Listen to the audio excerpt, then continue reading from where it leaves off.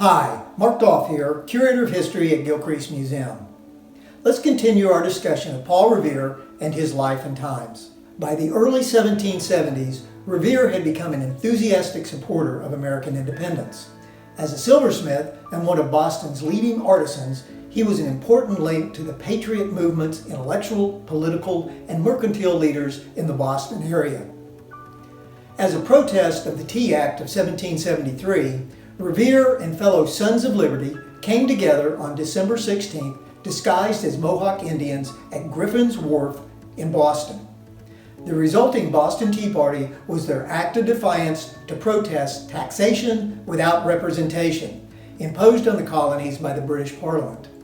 The Patriots dumped 342 chests of tea owned by the British East India Company into Boston Harbor. Serving as a messenger, Revere carried the news of the destruction of British tea to New York, resulting in the refusal to allow British ships to be unloaded. Similar refusals and seizures of tea occurred in Philadelphia and Charleston. By 1775, Massachusetts was the center of discontent over British rule. Bostonians such as Samuel Adams and John Hancock were calling for outright separation from Britain and for American independence. The noted Boston Patriot leader, Dr. Joseph Warren, who served as chairman of the Boston Area Committee of Safety, had developed an elaborate network of spies to monitor British military activities throughout the area.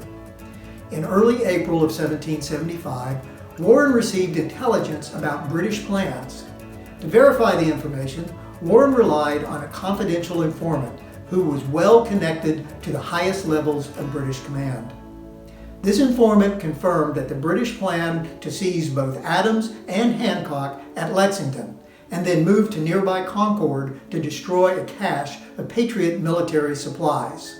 There is evidence to suggest that one of Warren's most confidential informants was Margaret Kimball Gage, the American wife of British General Thomas Gage. While Warren never divulged who his source was, it is believed that Mrs. Gage confirmed the planned British raid on Lexington and Concord. On April 18th, 700 British soldiers were ordered to march to Lexington and Concord.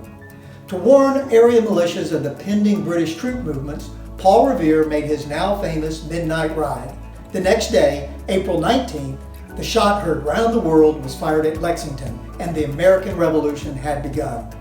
Which brings me back to the special object that spurred my recollection of Paul Revere, that brief handwritten dispatch given to Revere by Joseph Warren, dated Cambridge, April 29, 1775. Not being well known throughout the area, this dispatch identified Revere and certified that he was an official messenger for the Committee of Safety.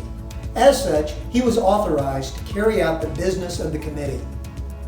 Written 10 days after the battles at Lexington and Concord, the note authorized Revere to perform the business of the colony.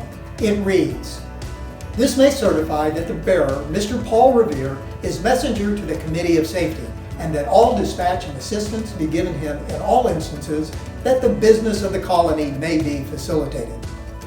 Dr. Joseph Warren, who signed Revere's certification, served as the chairman of the Boston Committee of Safety. Warren had been active in the struggle against British rule since the Townshend Acts were first imposed on the colonies in 1767. After the shot heard round the world was fired at Lexington on April 19, 1775, Warren abandoned his comfortable career as a physician to serve the cause of American independence.